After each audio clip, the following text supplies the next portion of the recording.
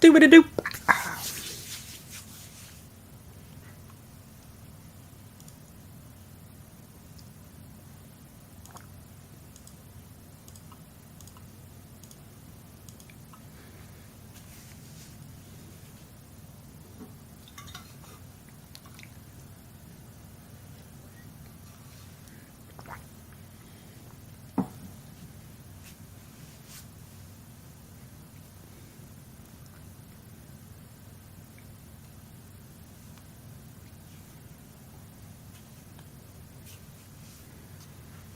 All right, we're going to go ahead and get started here.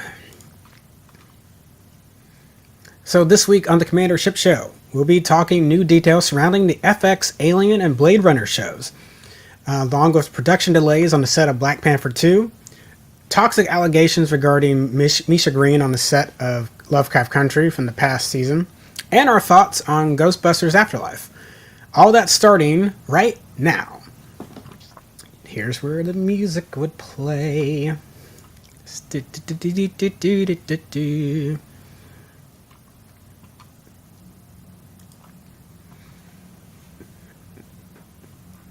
Alright, and if you're out there on Facebook land, Twitch, or YouTube, this is definitely a live show, so feel free to give me your comments and questions as the night goes on. Definitely would love to get your thoughts. Let's see. Actually, I'm about to... Excuse me. Mostly feeling better, but there's still occasional... still the occasional hiccup, cough going on. Excuse me. Yep. And I promise there's going to be an echo right there. All I wanted to do was share the... Michelle Olsen! What'd it do? Hold on. Just gonna... Dun, dun, dun, dun, dun, dun, dun.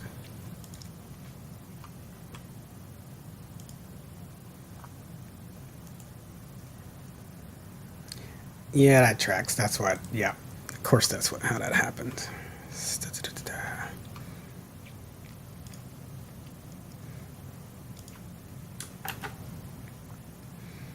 Sorry, folks. Just going to share the link, and it'll be ready to go.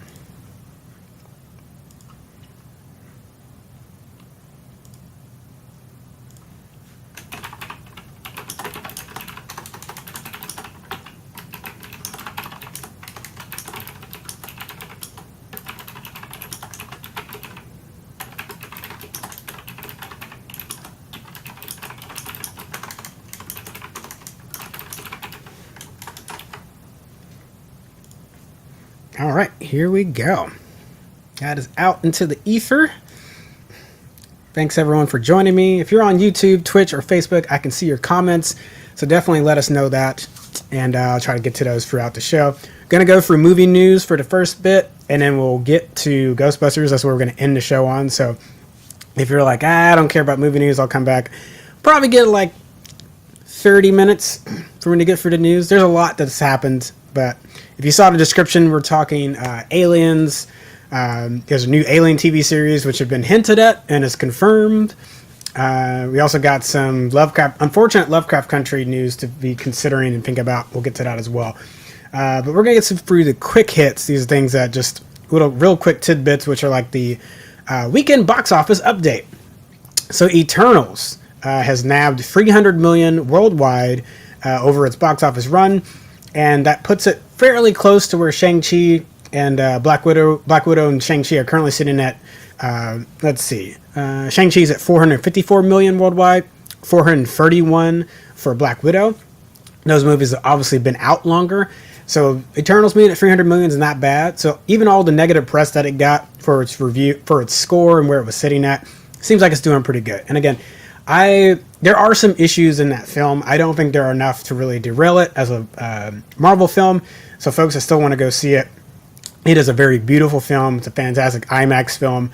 And if I had to take a stab, I would not be surprised if it ends up closer to that 400 million mark where Shang-Chi and Black Widow ended up at. Some context for Black Widow, though. Remember, it did come out on Disney Plus So we don't know exactly where it would have ended up at. Lastly, this weekend, Ghostbusters Afterlife. I got to watch it. There's some things that frustrate me about it. We'll talk about it more at the end. I'll give you my actual thoughts. But generally, it's very enjoyable. It made $44 million this weekend at the domestic box office, so not bad. Pretty good. I was a little worried because last month Ghostbusters just didn't get advertised as much as I thought it should have. Sony Pictures just has this, like, I will give them this. They did really well with Venom. They advertised Venom very well. I don't think they advertised Ghostbusters really well. Granted, that could be because of some things that happened in 2016, which we'll talk about towards the end as well. So that might be why, they didn't necessarily want to market as heavy. But I think that number could probably have... It made 60 worldwide. I wouldn't be surprised if it could have made 60, 80 domestically, and maybe even more worldwide. So I'll talk about where I think that movie is going to end up as far as like what it's going to make over its entire haul toward the end. But not a bad weekend for it. Cool. It would help. Usually I have Tom here to give me some cues on keeping my photos up. So apologies, folks. All right. So let's keep... No. So we're just not gonna show photos today. Is that what's gonna happen here? All right. There we go. All right. So we have a passing that happened. If you watched SNL this past weekend where Sim and You was hosting, you learned that Peter Aykroyd, brother of legendary SNL actor Dan Aykroyd, had passed away over the last week at the age of 66. He had been a SNL writer for a long time. He occasionally would pop into the show, but mainly was a writer on SNL. And if you're familiar with Aykroyd films like Coneheads and Spies Like Us, he had been in some bit roles there and helped write. My brain was it Nothing But Trouble, which is a really hilarious spoof movie, and 4 seasons of a paranormal show called PSI Factor that aired in Canada. So if you're familiar with that show, that's what he was contributed to. So condolences to the Aykroyd family. I guess it's a really good week, though, to be having Ghostbusters come out and be really successful. So to have some like cheer around the family as they're dealing with this passing, because Dan's been around in numerous interviews talking about his brother, and also just that's got to be hard to be trying to promote the movie at the same time that this has happened. So that's rough. But so I'm sure there's like some equal amounts or maybe greater amounts of sadness and joy there. But yeah. That is all for our quick hits. There's a lot of castings and announcements.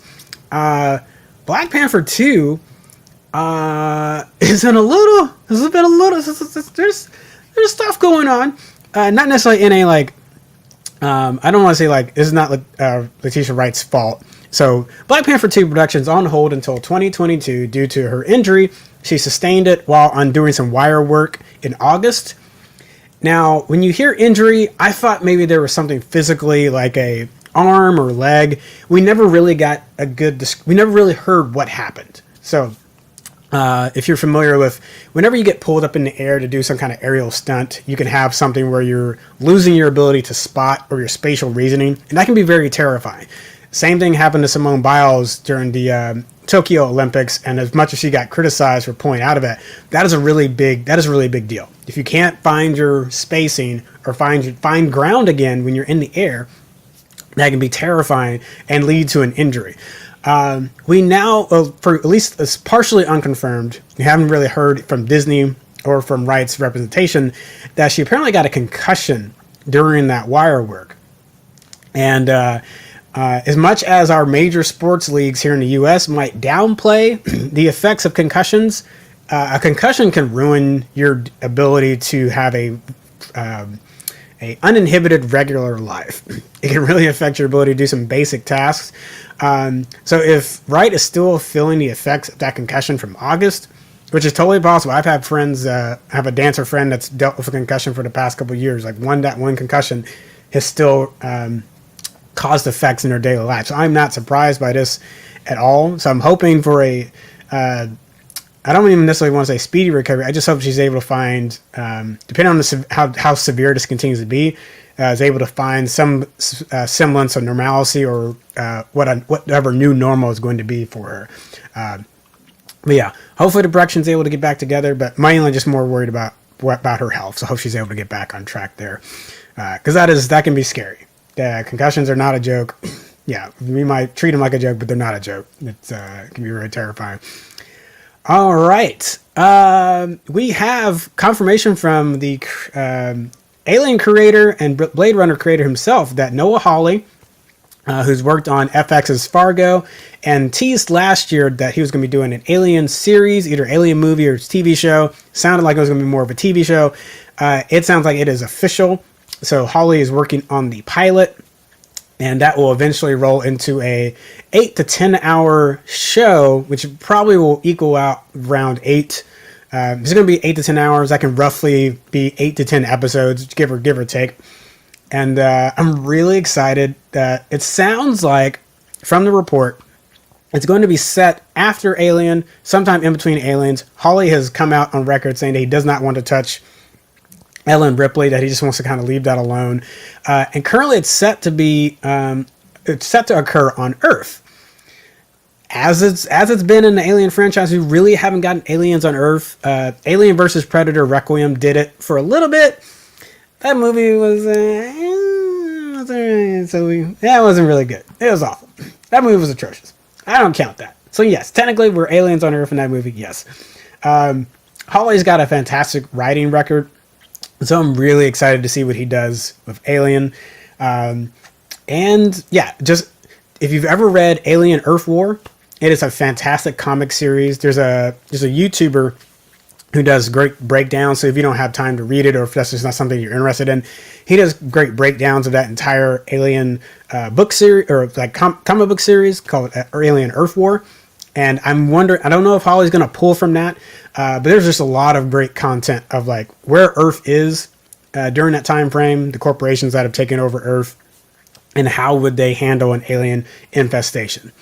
So really excited about that. No word yet on timing of when that will release, though it's expected to be sometime late next year. Along with that, Ridley Scott also confirmed that the same treatment is happening, though we don't know who's writing this, that we're getting a Blade Runner TV series.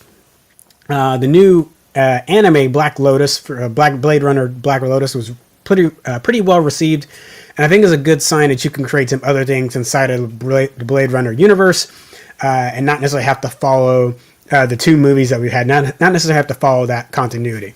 So really excited to see what happens here. But again, we have less information on that, just that it's happening, and that FX is working with Scott to push both of these projects along.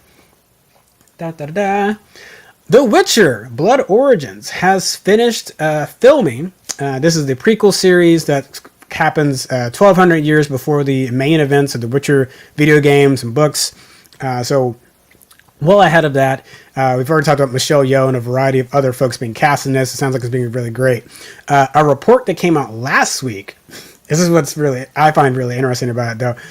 Declan DeBarra, who's the showrunner for the 6-part prequel, explains again the time frame which is set in, that it will feature the Elven Empire at its height before humans arrive, as you know in the Witcher universe.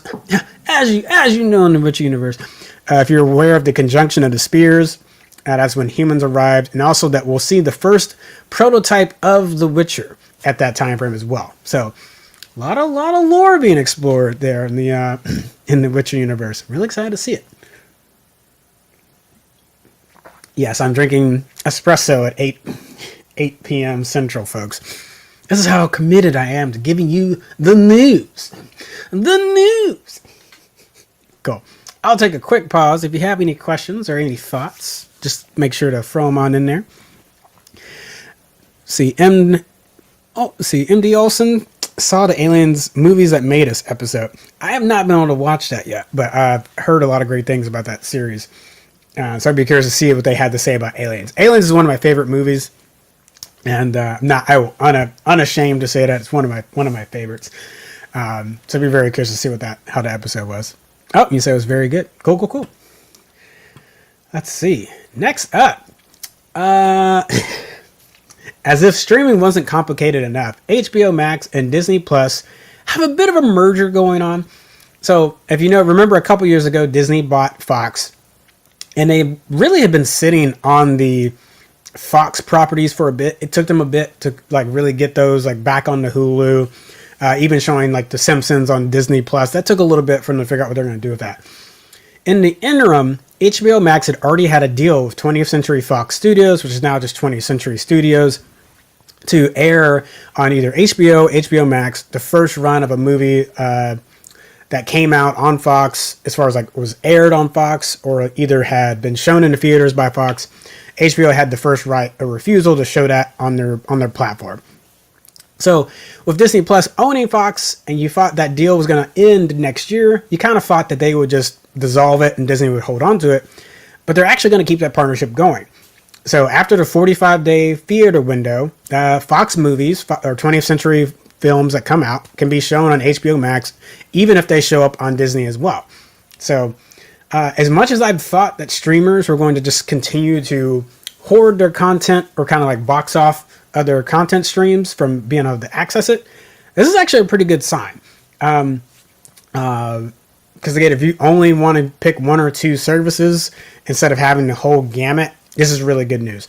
Again, it's just for Fox properties, and this is a unique spot where Disney has an abundance of riches, so the Fox properties are just an extra thing in their coffers. But if more places implement this, I think that'd be a really good sign. Really good sign, really good idea going forward. And it'd be really great for the consumer, so you don't have to have as many services. But I'll keep an eye on that. Next up, so the Ahsoka series starring Rosario Dawson has added Natasha Bordizzo to play as Sabine Wren. If you've watched Star Wars Rebels, Wren was voiced by Tia Serkar as a young Mandalorian bounty hunter. The last we saw of either, at least I know we've seen Ahsoka in The Mandalorian, so put that aside for a second. But in Rebels, the last time we'd seen either one of them, they were trying to find Ezra Bridger, figure out what happened to him. And most likely, since Ahsoka is going to be in that, at least we know during Ahsoka, she still doesn't know where Bridger went to. It's possible she's continuing that team up with Ren to try to figure out where Ezra Bridger went to. So if you're not familiar with Bordizzo, she's recently been in The Voyeurs, was the lead in the movie Society, Guns Akimbo, and started her career with The Sword of Destiny, which was the sequel to Crouching Tiger, Hidden Dragon. So, not for a very young actress, not a bad way to start off your career. And if you remember that Crouching Tiger sequel came out, was a Netflix pickup, so you can still go out there and watch. Still available on Netflix to go and watch. All right. Next, sorry, want to show a photo of Ren. Here we go. Do you want 7 more seasons of The Witcher? Henry Cavill would also like that. So obviously we've got the first season, second season, so 5 more, not 7 more, not 9 seasons. But the original showrunner, for the showrunner for The Witcher, Lauren Hissrich, has already wrote a treatment outline for 7 seasons, and if that's true, Cavill says that he's down. Via an interview with The Hollywood Reporter, Cavill said, quote, "Absolutely, as long as we can keep telling great stories which honor original writer Sapkowski's work." And I would agree. We've got to see how season 2 does when it comes out December 17th. But really, if they can keep this level of quality up, like with the animated prequel, this upcoming prequel series that's coming out, and give us 5 really solid seasons. Tentatively, I think everyone's a little worried that it might pull a Game of Thrones or jump the shark in that way toward the end of its run. So I can understand if people are worried in that regard. But it's really good. It's really good. Give me 7 seasons. I'll take the 7 seasons. All right. So we got some Guardians of the Galaxy news. Wait, hold on. Before I state that. Also, did you know the Witcher showrunner got her start in The West Wing? Very different direction. I did not know that. That is... Hey, it explains why the writing is good. Yeah. In that regard, it's not surprising. Yeah, it explains why the writing is good. down for that. Oh man.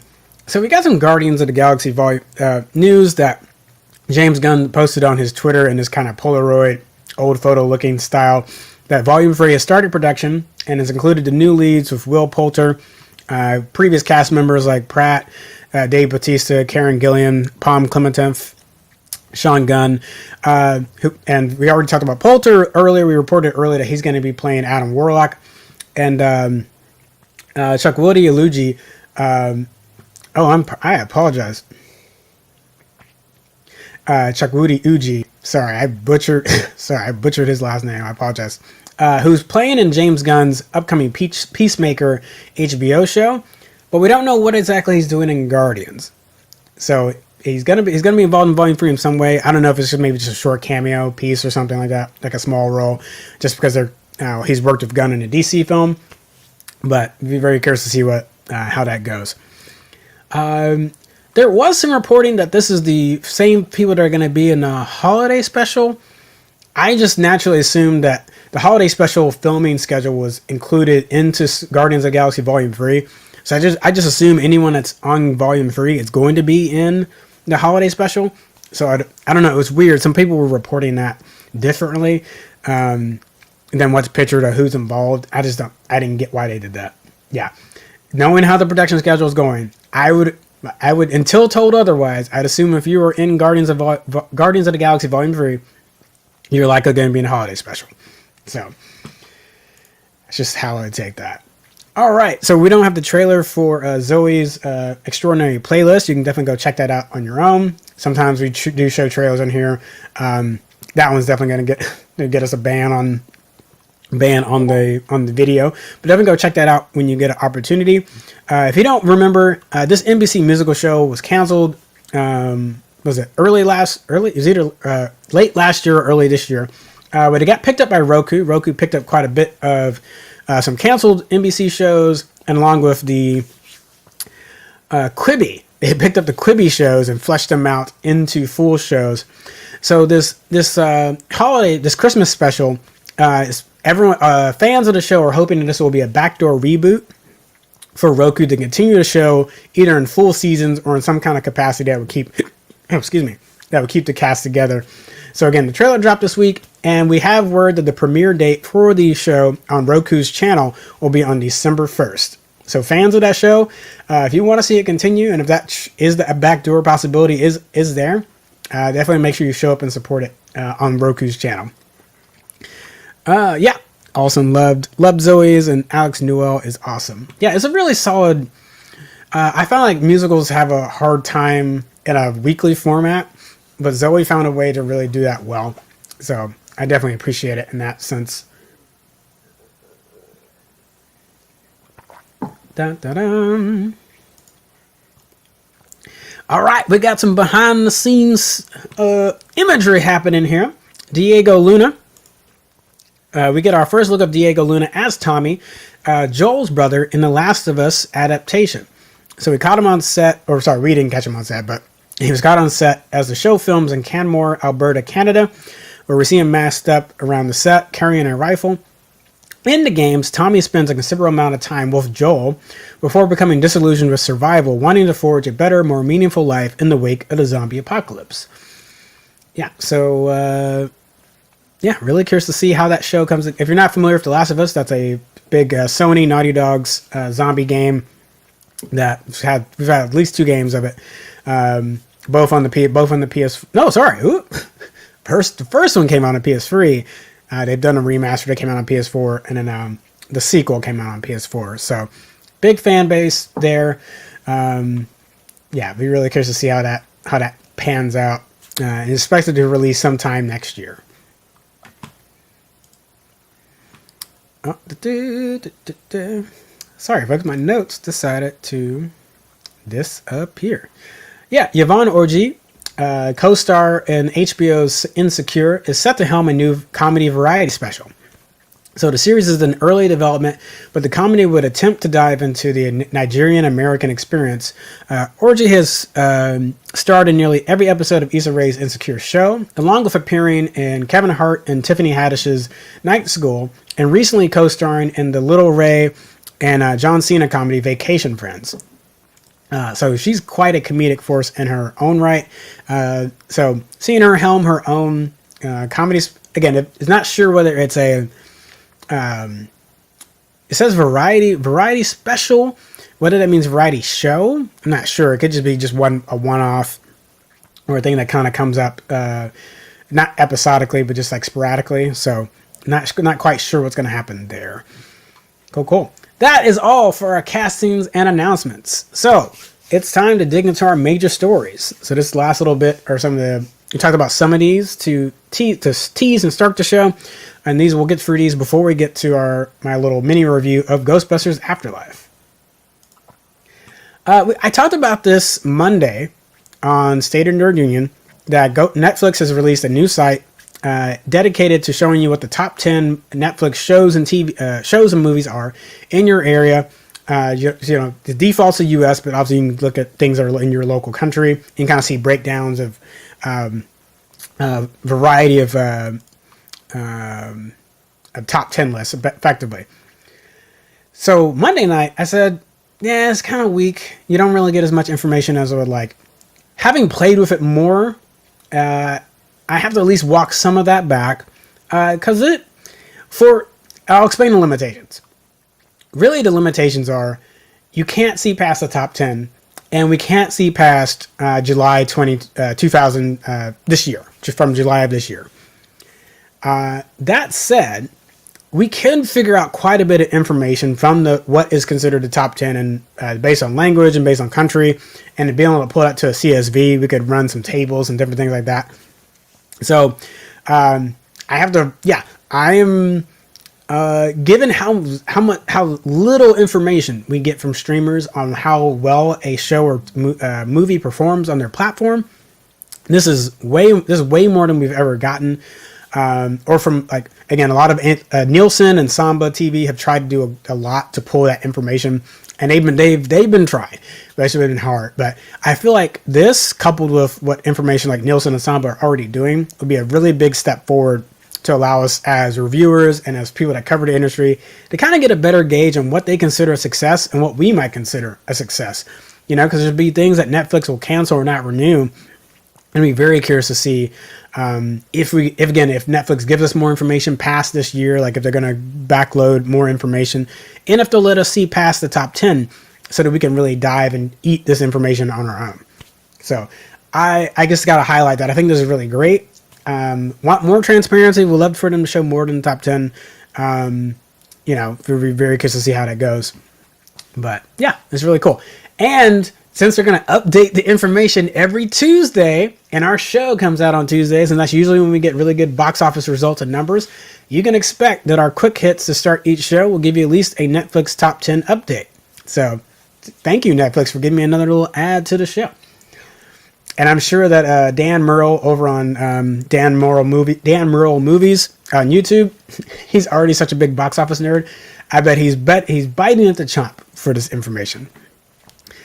Let's see. Olsen says Ryan Reynolds created an Antiques Roadshow ad for Red Notice. I love it so much. It is hilarious. Everyone should go check that video out if you've not already. It's quite hilarious. Red Notice to me was an okay film, but character-wise, between The Rock, Gal Gadot, and Ryan Reynolds, I thought they were hilarious whenever on screen together. So it's definitely worth it for that, for those moments, and just Reynolds and The Rock just going back and forth from each other. All right. In not so positive Netflix news, Netflix is removing an offensive character from an upcoming Neil Patrick Harris show for the streamer. So that's Ada Maris on the screen. You may remember her from Star Trek Enterprise, who played a few Star Trek roles. She called out the streamer during an audition process. She was recounting an audition process. I was talking about the role that she was being asked to play, which would have included being a Hispanic character that would be using broken English and working as Neil Patrick Harris's housekeeper. So right off the bat, that checks so many boxes of stereotypes. So I'm glad to hear that Netflix has heard those concerns and is removing the role. And again, while Netflix commented on it, we haven't heard anything from the lead, no MPH, or the show creator at this time. So, yeah, I'm glad that, yeah, I will at least applaud them for making the change quickly. But it's sad that they even had to have this conversation, which is something that Ada Maris also said, is that she was just surprised that it even got that far to an audition, that a role like that would still happen here in 2021. So she's got a very good point. So I'll give praise for making the correction, but got to take some things for even having it in the first place. All right. Unfortunately, I did throw this is technically more Netflix news, but it's more about a production company that worked with Netflix. So during arbitration between Spacey and MRC, so this MRC was the production company of House of Cards, the arbitrator ruled in MRC's favor for damages because of Spacey's conduct and the atmosphere he created on set, forcing him to leave the show and reducing the last season's number of episodes down, which affected the number of deliverable episodes to Netflix. So MRC had to, and I'll go ahead, yeah, I know I showed the face there, but I'm going to close out of that. So Netflix, because of that, MRC was not able to deliver the number of episodes for the last season as they were supposed to because of the reshuffling. They moved pretty quickly on their feet to put Robin Wright in the shift her to the lead role, which luckily, at least for the narrative, had already been happening in the season before, so at least that transition wasn't as jarring. But they definitely weren't able to deliver the amount of episodes they're supposed to. And per the arbitration and the judge's ruling, Space is going to have to repay $31 million to MRC as a result of his actions, and they lost income revenue from not delivering those episodes. Excuse me. So, sad for the cast of House of Cards that had to deal with that harassment from Spacey. I'm glad to hear that production company able to recoup some of their funds, because that's an incredibly difficult situation to be in, or have been in and continue to have to fight through it. Olsen says, oh yeah, they did use actual appraisers on that roadshow gag. It was absolutely right. Cool. Kind of similar to the Ada Maris comment that she made. Why this wasn't obvious when Eddie Redmayne took the role, I don't know. But Eddie Redmayne has reflected on his choice to play a transgender character, saying it was a mistake. For those not aware, Redmayne played one of the first people in history to undergo a gender reassignment operation in the film The Danish Girl by Tom Hooper and co-starring Alicia Vikander. He went on to say that no, he wouldn't make this via interview with the Sunday Times, that no, he wouldn't take it on now. I made that film with the best intentions, but I think it was a mistake. The bigger discussion about the frustrations around casting is because many people don't have a chair at the table. There must be a leveling, otherwise we're going to carry on having these debates. So at least I'm glad he's able to speak out and say that, recognize the mistake that it was him taking on that role. Again, when these things need to be happening sooner, in the casting process, so we're not again, to his point about not carrying on these debates, so that we're not having these conversations after the fact. So, yeah, glad he was able to make that distinction, make that point. But my bigger thing is just why did we have to do this in the first place? All right, Scarlett Johansson. Let's see. Any thoughts on the gender divide of acting awards? Should they shift to something more gender neutral? Ooh, that's a good question. Fantastic question. Give me one second.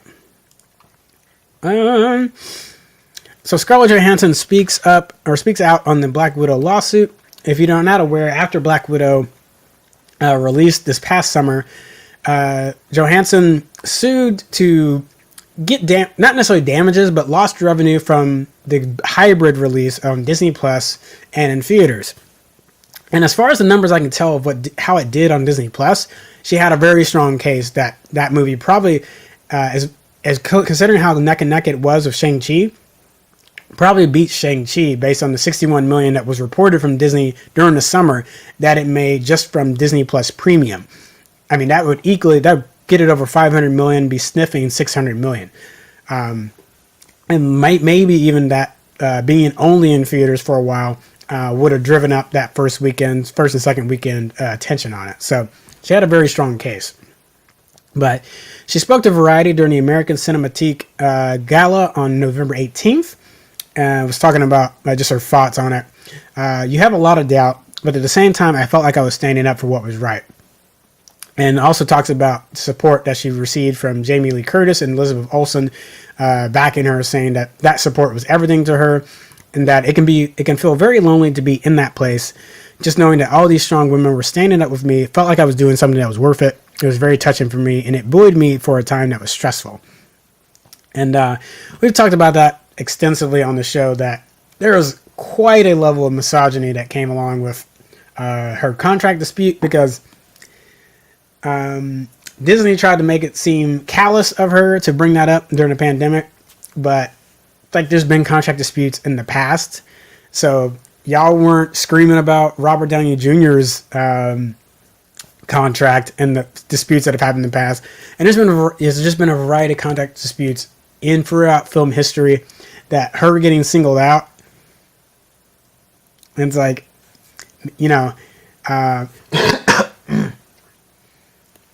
maybe if I really saw a man getting this demolished for that, I would have let it go and not called it misogynistic. But everything else was pointing to the contrary. Even though we had legit Marvel contract disputes before this point, that they easily got done with. On top of that, Warner Brothers, which had stepped in it quite a bit with their decision to release everything on HBO Max and theaters, knew enough to pony up the money. Renegotiate. They didn't do it before they made the announcement, but they eventually had to pony up and pay their stars after making that transition. So, that's it for. Oh no, sorry, we got a little bit more before we get to Ghostbusters. Let me get to Olsen's comment. Any thoughts on the gender divide of acting awards? Should they shift to something more gender neutral? Here's the problem. I agree with you I know you're not necessarily agreeing. You're just saying what are my thoughts on it. So, what I think what you're gonna run into is you would need some, like, the good thing about the way that it's gender divided right now. I'm not saying it's good that it's gender divided, but what that provides right now is multiple opportunities for people to win best or supporting. So one movie could potentially win 4 acting awards, either in the best supporting actor and best supporting actress. If you squish it down, then you've got still a large field that's, in the way some of the writing happens in films, whether writers should be thinking about this or not, but the way that writing can happen in a film is that people have written a role of gender in mind for the best actor, not necessarily thinking about best actor, but like how is time and dialogue going to be spread across these different characters throughout the film.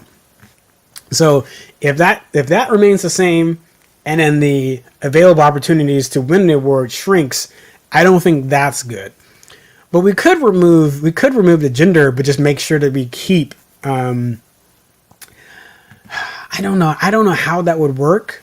I'd have to think about that one a little bit more. I don't know how that would work. But I think you'd have to keep the number of available awards the same, or maybe even increase it. So maybe it's the top 3 performers and top 3 supporting performers in that way. So it'd be, yeah. And now I can see some arguments about, like, well, who's actually the best out of those 3?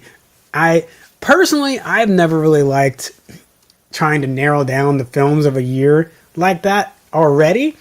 So if we take the gender away from it, and it's just these are the 3 actors we felt, and I'm using actors without like take away the gender in that way. So I'm just using actors in that way. But I would say it'd be like, who are the top 3 actors for the year, and who are the top 3, and not even show the order. It's just like, these would be the top 3. Olsen says, I worry that women would simply not have as many opportunities to win as well, that people would just vote for men more often. Yeah. I mean, the Academy is going for a lot of changes. They are getting a lot better about a number of things and how they're voting and what they're watching before they get to vote. But that's a very valid point. Because, by having it gendered, it means they have to focus a portion of those two awards towards women. So that way, men can't interfere in that process, at least not from what their performance is. So that's something that's going to have to be considered. Especially as we're already dealing with diversity issues across, like you said, like of directors, the screenwriters, mainly the big acting categories and directors we're already dealing with, and who wins Best Picture. We're already dealing with that diversity issue as it is. So, taking the gender away, while it is important, may exacerbate an existing diversity issue that we're having with the awards. I think that'd be what I would. So I think we could figure it out. I definitely think we could figure it out. Gosh. Hey, I think you just gave me an article idea. And at the end of it, I still wouldn't have an answer. I'm probably have to look at some other award models and see if there's someone else that uses an award model that I really like, and maybe that's where the answer will lie. Yeah, I wouldn't be surprised if it's something like that. You just have to bring in a different model. Yeah, that's a really good. I like that. That's a really good question. I like it. Cool. All right. As much as I just spent loving Alien and Blade Runner earlier in the show, I gotta dig at Ridley Scott a little bit, because he decided to open his mouth about The Last Duel. If you've not seen The Last Duel, I think it's a really solid film dealing with very rough subject matter. So go look it up. I won't necessarily drop that all here in the chat. But Scott decided to blame millennials for tanking The Last Duel, which I just vehemently have to push back against. On Mark Maron's podcast, WTF, he discusses his film career and the unfortunate flop that was The Last Duel, but takes no blame upon himself. He says, quote, I think what it boils down to, what we've got today, are the audiences who are bought up on these effing cell phones, Scott said. The millennial who does not ever want to be taught anything unless you told it on the cell phone. Now, as of this writing, the film is sitting at $27 million worldwide off a $100 million budget. Ridley, it could be that the film simply didn't have legs to it. Did you think about that? Maybe $100 million budget on that was not the best decision. And it could be Ben Affleck's hair. Ben Affleck's hair was atrocious in that. That was just... I know that might have been tried to be what would be period accurate for some of the faddish styles and stuff at that time. It was hideous. It was atrocious. It was kind of jarring.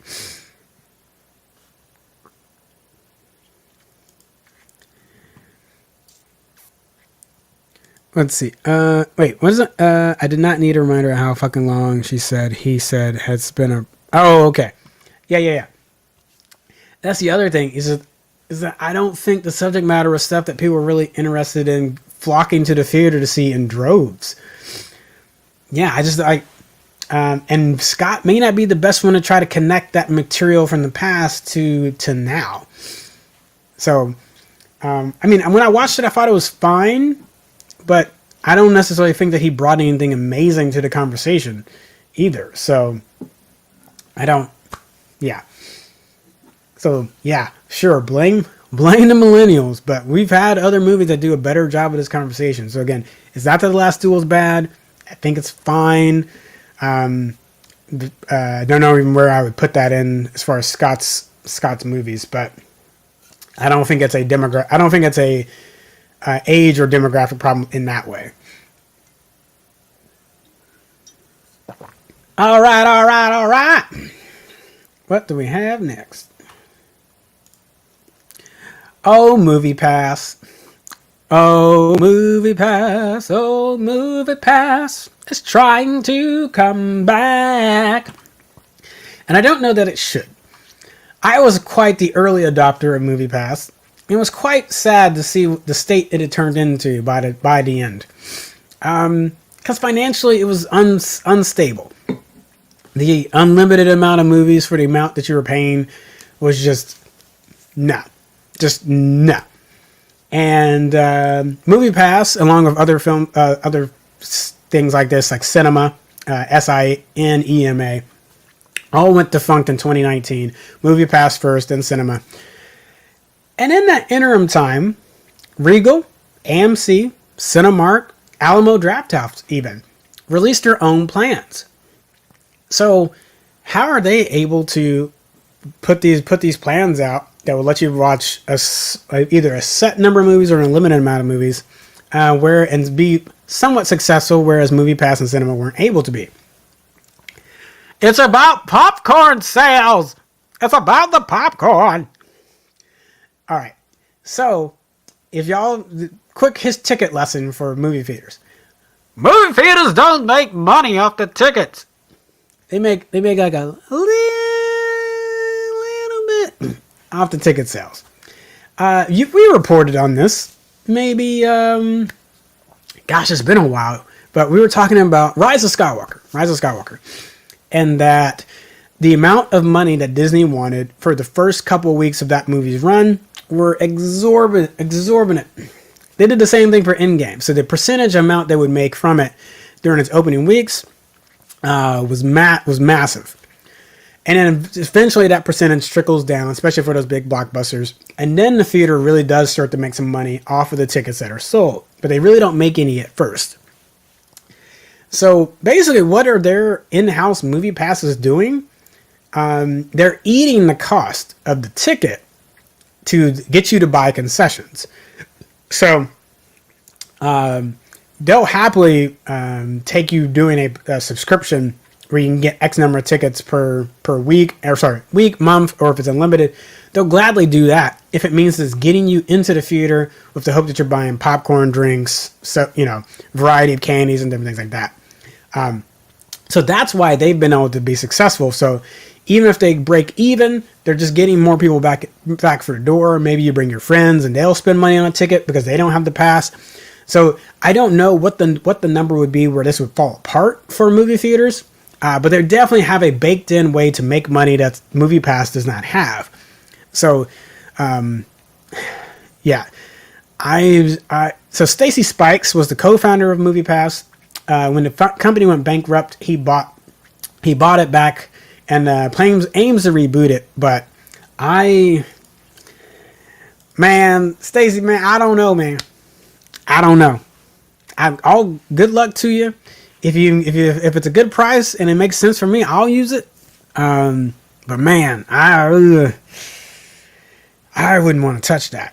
I think theaters have found a way to make plans that are better, can make them money back, or at least break even, and just get bodies in the door. I don't know how Movie Pass is going to do that, but I wish them all the best luck in the world. I can think. I bet if I took some time and brainstorm and spitball it, I might be able to come up with something, but I don't see it. All right. Big Willie! Will Smith did a really cool thing for his King Richard co-stars. So he bumped up their pay due to the HBO Max pandemic release. As you know, King Richard was out last weekend, and if you wanted to watch it in theaters, you could. But it was also debuted on HBO Max. It's one of the last films this year that's going to debut simultaneously. I think The Matrix Resurrections is the last one that will release on HBO Max and in theaters. So, to be fair to HBO Max and Warner Brothers, they did provide bonuses to every star that had been affected by this, and including King Richard. But Smith decided to bump those bonuses with cash from his own coffers and his earnings from the film, where he made $40 million. And given everything I've heard about Will Smith throughout over the years and how much of a joy he's been on set, that just sounds that I'm like, yeah, that sounds like something Will Smith would do. So kudos to you, sir. Kudos to you.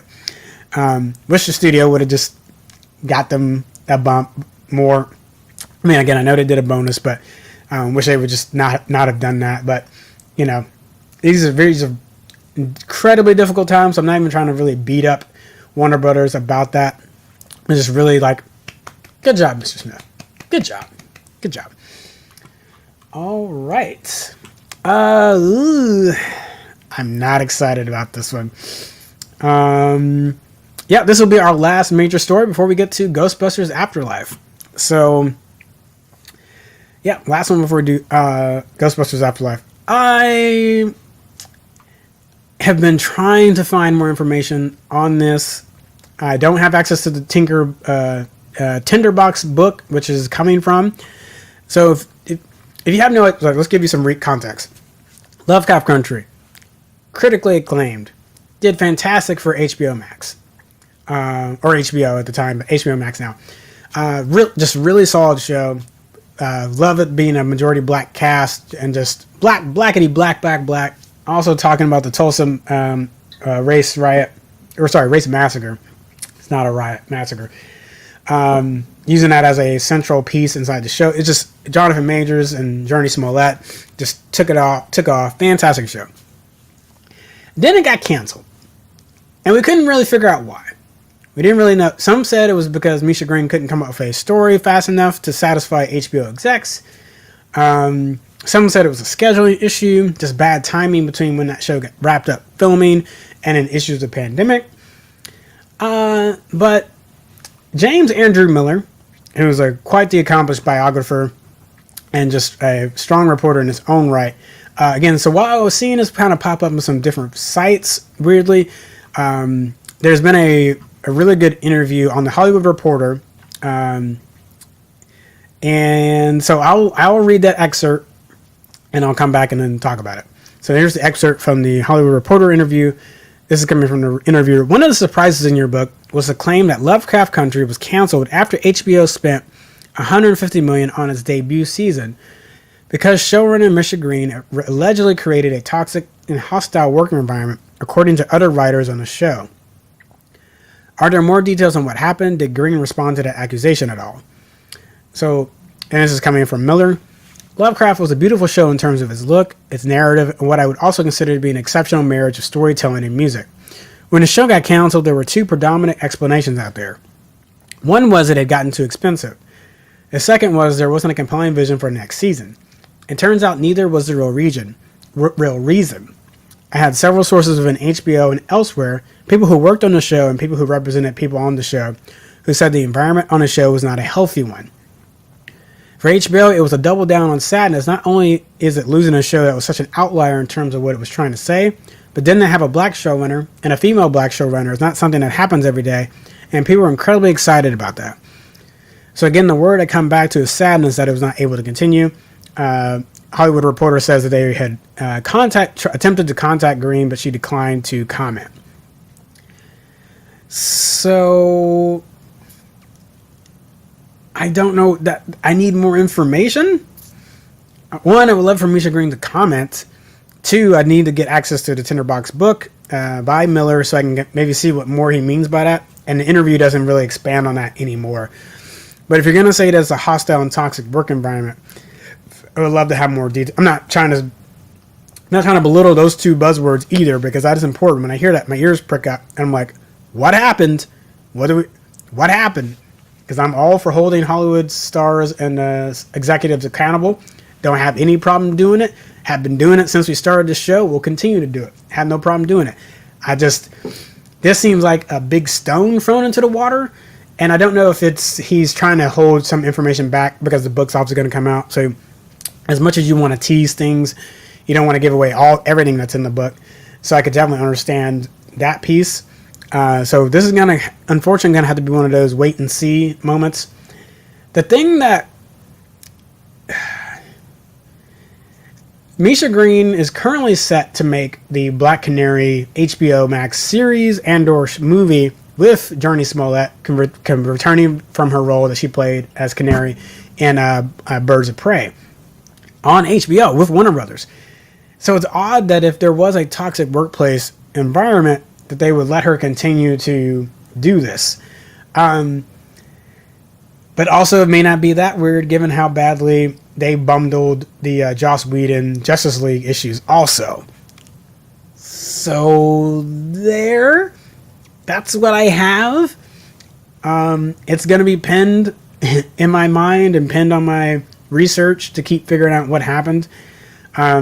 So this does make me sad if it turns out to be true, or if more people come forward and tell us what happened, or if I get access to the book and figure out, I'm able to read from it. But yeah, it's just, I'm not calling BS on it. James Andrew Miller is a fantastic writer. And so when he says that, I don't think he's making it up at all, and I don't think he's confused about what he's talking about either. If he said it, it's probably true. I just want more context before I speak on it fully. Excuse me, folks. All right, so that is it for our major stories, and it is time to talk Ghostbusters. Sorry, give me one moment.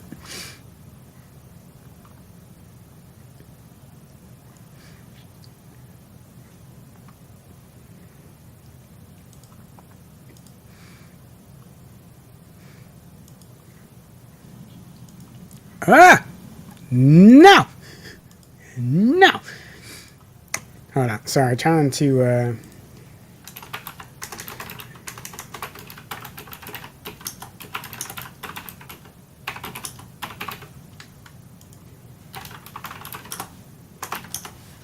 Just want to get this out for folks.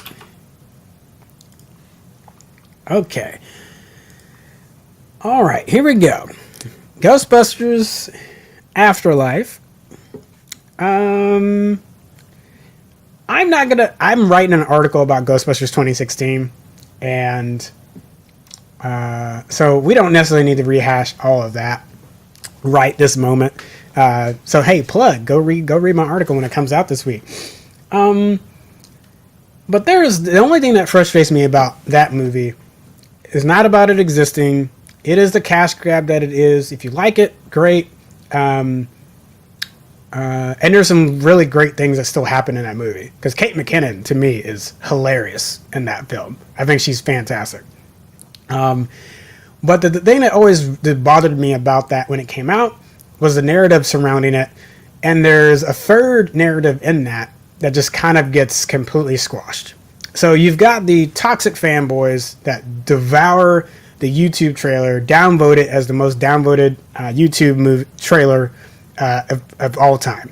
I don't know if it still is at this point. I think it got pulled down and subsequently re-uploaded. So I don't know if it still has that. So that was obviously, and all the vitriol that happened, Leslie Jones being attacked on Twitter and a variety, obviously, don't even have to think about it. Toxic, terrible, bad. And then there's the cash grab nature of it. It's that the then producer, Amy Pascal still produced on this, but Amy Pascal took one project idea she had from the Spider-Man universe she was trying to craft and forced it into Ghostbusters. And the decision to disconnect it from the previous movies and make it its own thing. Again, choices were made. If you like it, it's fine. I don't personally, it's not a Ghostbusters movie I really want to go back to rewatch, but I still think there's some solid things in that. And here's the other thing. If you're going to beat up 2016 Ghostbusters for being a cash grab, where is all that hate for all these other cash grab movies? So that's generally what just turns me off from a lot of movies. It's just okay, that seems like a just by the numbers remake. But that's not going to be my punching bag for the film. I'm going to look at it objectively and try to say how well did this movie do that remake or that reboot. But if that's people's main crux for hating that movie, that's not really a leg to stand on. You got to do better than that. Did you cry about RoboCop, the RoboCop reboot that came out? You say anything about that? Billions of you went to go watch Jurassic World. I don't want to hear anything about Ghostbusters 2016 in that regard. But the third thing, there's a third story I think kind of gets ignored, is that the cast and crew of that movie were really concerned that it wasn't going to be good. And since that Sony hack happened, all those emails came out. It's not fair to them that information got pulled out. But that information was available to the internet before that trailer came out. So the space that existed was not charged with positivity before that trailer came out.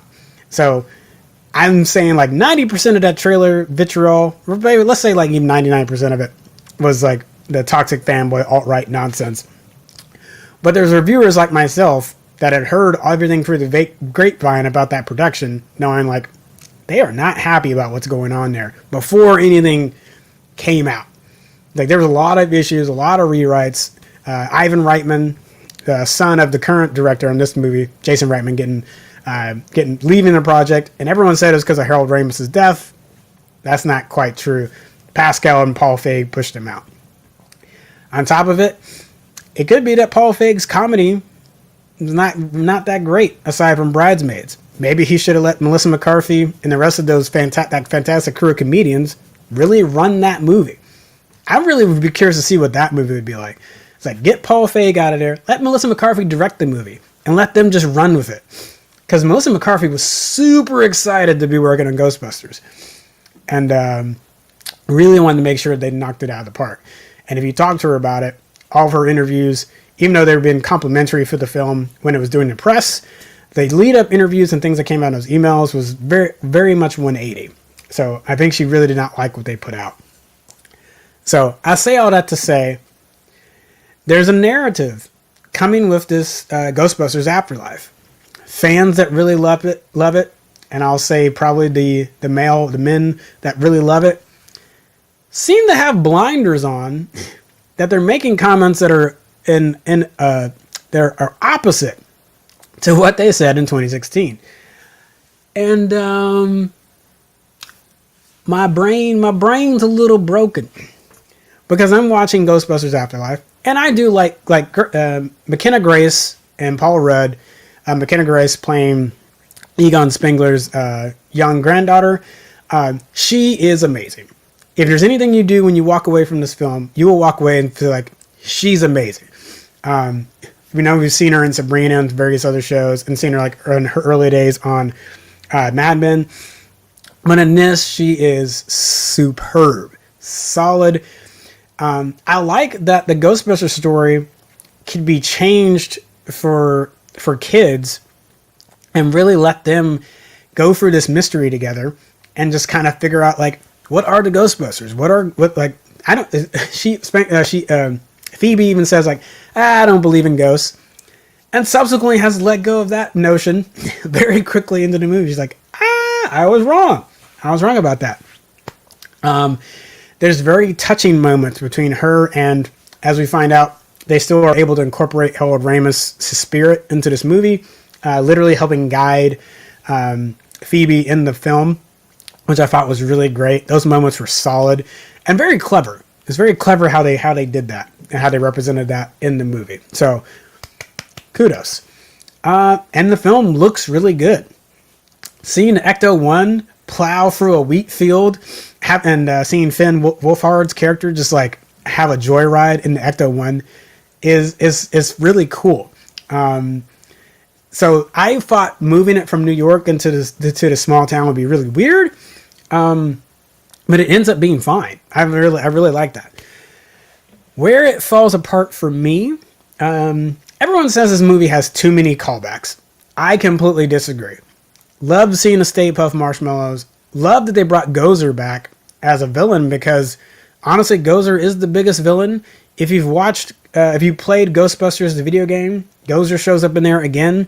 So this franchise, like you've seen the both cartoon shows, like the franchise has made it very clear that like Gozer is the end boss. Gozer is always going to be the one that is like, that's the one we got to be worried about. That's the one we got to keep our eyes on, because at some point they're going to come back. So them coming back in this film, I really had no problem with. I just feel like the last 20 minutes gets off the rails. It feels like it really, like any goodwill we had built up in the lead up to that, it's just like, if people were talking about like nostalgia bombs or just throwing in too much, I think that's where it happens at. I didn't mind what was happening over the entire film. And Phoebe's Friend podcast and Finn Wolfhard playing her brother needed a look. Those are kind of thin. They were a little flimsy as far as characters. They could have done a little bit more. That's why I said Paul Rudd's Gary Gooberson, I think was his name in the film. Gooberson definitely could have had more. Carrie Coon as the mother is very much as a caricature, so she just really doesn't have a lot to do. She's just the scorned daughter of Egon Spengler. And they try to patch that at the end, having a hug from Ghost Dad. It just doesn't really quite work for me.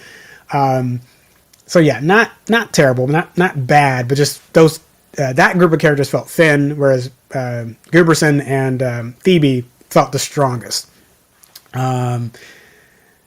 Yeah, so it's not bad. People should go see it. I think you'll enjoy it. It is very much a kid romp through the universe of Ghostbusters. We get fantastic cameos, and the original Ghostbusters team coming back in their actual roles, not as like disconnected cameos because that particular movie wasn't connected. But yeah, I'm confused by the idea that like there's definitely cash grab elements in this movie too. So don't tell me that you hate 2016 and then can't see those same elements happening here. So again, if you enjoy 2016, cool. I enjoy this one a little bit more, but they think they can both exist and be, well, not now. It's a longer conversation because of how this universe is. It's confusing. That might be a different conversation, not in a negativity way, but just how are these going to exist, or how are things going to continue? Because when you start the film, you'll see the Ghost Corps logo pop up again. Because remember, this was supposed to be Ghostbusters 2016 was supposed to be the kickoff of a Ghostbusters universe, which is clearly not exactly happening anymore. We do get a nice Easter egg, or not necessarily Easter egg, but like the end credits. Winston Zeddemore has become a captain of industry, has kept the lights on for Ray's occult shop, kept Egon floating.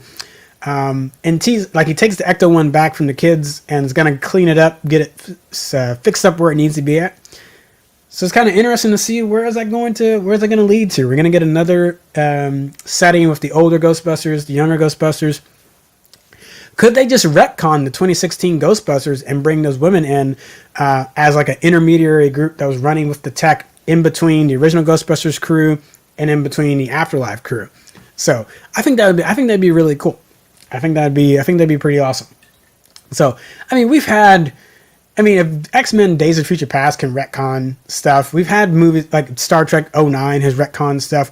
So, I think not having McCarthy, Wig, McKinnon, and Jones being available to the universe, that just makes me sad. So I think someone could creatively come up with a way to bridge that gap and bring them into this fold.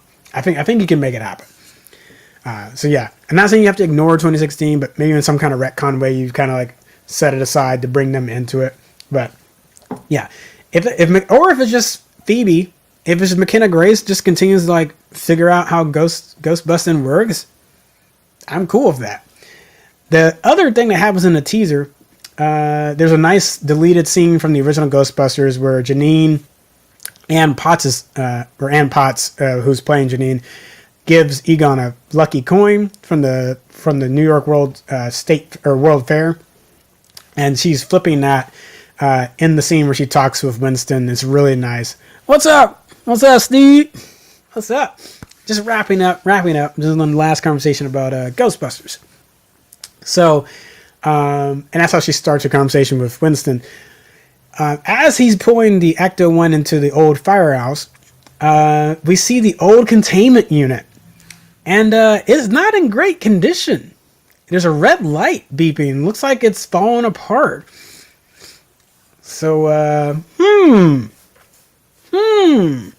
They are laying the framework for another movie to come out after this. I feel it. I'll be very curious to see what they do, though. I'll be very curious to see what they do. But it's fun. Some nostalgia moments for folks, people that have criticized it. It's just not going to land as well for them. So yeah, my main contention is, I think it's just the last 20 minutes. It gets a little crazy. They probably could have reined it back in just a bit. Olsen says, those containment units always seem iffy to me. I don't disagree.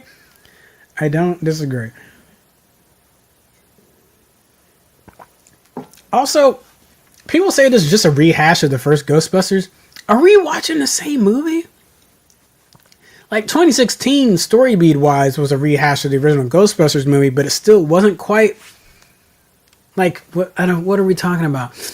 I don't know. So one, that's not even a fair criticism to the 2016 movie, and it's not even a fair criticism to this one either. Like, what are we?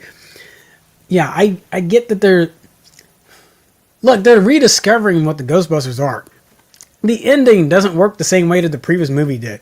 And they brought back Gozer for a pretty strong reason. Because Gozer is the main villain of this franchise. Goodness. Some of the things that we have to deal with. Cool. But hey, if you've seen Ghostbusters, what did you think about it? Steve says he thought it was pretty dope. I agree. There's a lot of fun with it. Again, I don't think it's perfect, but I think it's fun. I think it's fine. It's doing what a Ghostbusters is supposed to do, especially since this one's aimed more towards kids. I don't think we needed an adult Ghostbusters, if I'm being completely honest. Ghostbusters has been in action in a kid or more kiddie vein since the second movie. Since the animated shows came out, it's been trying to because let's be honest, if you go back and rewatch the first Ghostbusters, I know kids watch that. There's some things that kids should not see in that film. Just to be completely honest, there's some concepts that are a little bit. Yeah. Steve said they also said the new Matrix film is a rehash of the first one, which is obviously not. Look, folks, if you're not starting in the exact same position and redoing then it's not a rehash. And anything, the Wachowskis, Lana Wachowski, they have say what you will about Jupiter Ascending or Cloud Atlas, which I still like those films, but Jupiter Ascending really has issues. I love Cloud Atlas, but they're not. You couldn't accuse them of being remaking stuff. That's not what they do. Yeah, that's not what they're into. So I don't know. That's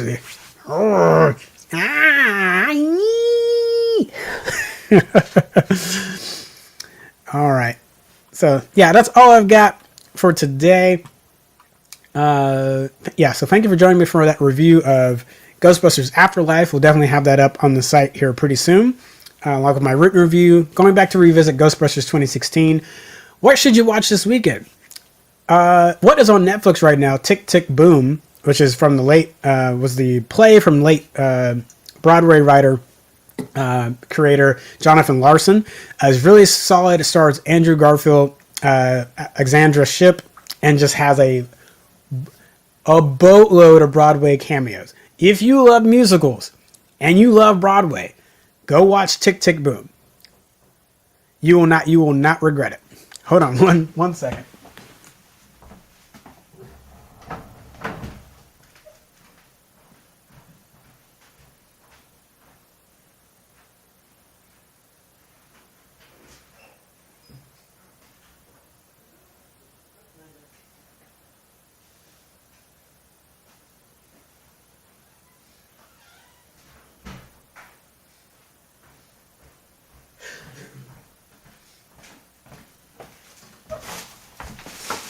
Yes, he just ran off screen because my food was here. Olsen says, a lot of jokes from Spaceballs went over my head when I saw it at 8.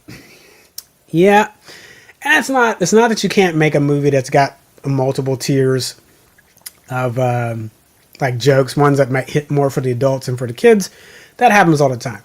But there's definitely some adult content in Ghostbusters. And if we're being completely honest, as much as we might love Bill Murray, and I think generally Bill Murray as a person has been fine, Venkman is a creep. Venkman is a creep and should not be emulated at all. You know what? If I do a re-review of the original Ghostbusters, that needs to be called out. Like, over. It's like it's the Han Solo problem in Empire Strikes Back.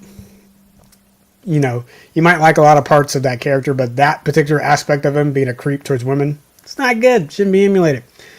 But we'll hold that for another time. Yeah, Tick, Tick, Boom. If you love Broadway, go watch it. It's fantastic. I loved it. Lin-Manuel did a very good job bringing that to screen. And Andrew Garfield's got some pipes, y'all. I didn't know he had that in him. But Andrew Garfield's got some pipes. So I'll get that review out.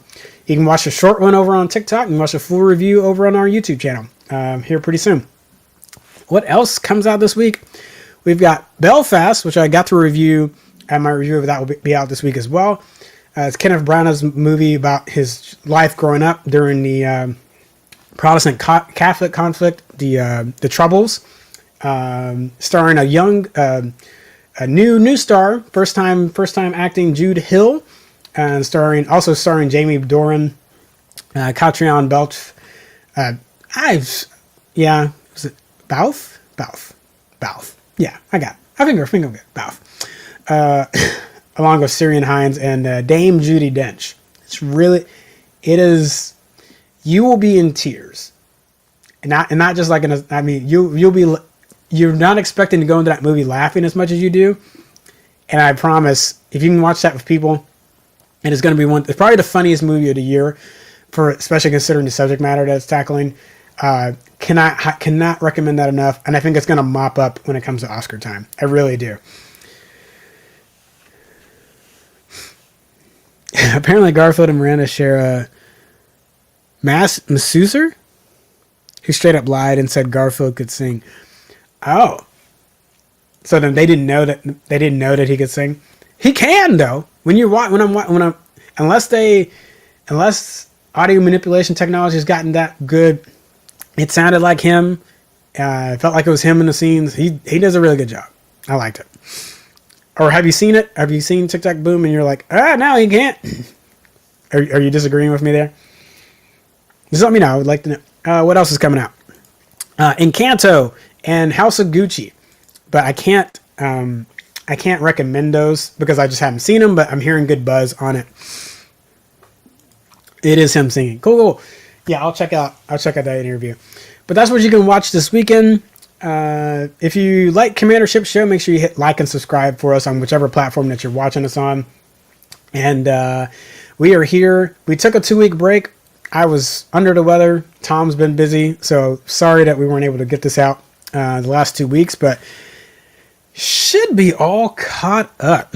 I got through a lot tonight. But I think we'll be all caught up. It's going to be a busy end of the year. There's a lot of movies coming out. I got a lot to finish writing from the Chicago Film Festival. Some of those are starting to drop, like Belfast and Passing, over the last 2 weeks. The Power of the Dog, starring Benedict Cumberbatch, comes out next week on December 1st on Netflix. It's going to be really good. It's not going to be that movie's a little rough though. Not in it's intense. That's what I would say. Not rough, intense. Very tense the entire way through. I don't know. I'd have to think about some other westerns that might be in that. Maybe Wild Bunch. Might be something. I don't know if I've seen anything that tense since like Wild Bunch or like a modern western, like a Hell or High Water, No Country for Old Men. It's in that ballpark. I also think it would probably do pretty well at the Oscar buzz. All right, I'm gonna stop talking. If you end up watching this later, let us know your comments. Throw it in the video, and hey, I promise I will get back to it. I love to comment and love to chat about it. You can also join us in the Discord, our Nerd Union Discord, and we can launch a conversation there. Coming up next week, and also I almost forgot, we got our first Matrix screening on December 3rd. Our first Matrix screening comes out on December 3rd. Really excited to talk about that. I will also re-review The Matrix next week. I'm a big Matrix fan, big Matrix nerd. So this is a delight for me. So if you ever wanted to see me just like foam at the mouth for a particular property, this is it. all in the lead up to Matrix Resurrections. So I've been waiting for this month for so long. Everyone else is excited about Spider-Man. I could care less. I don't care.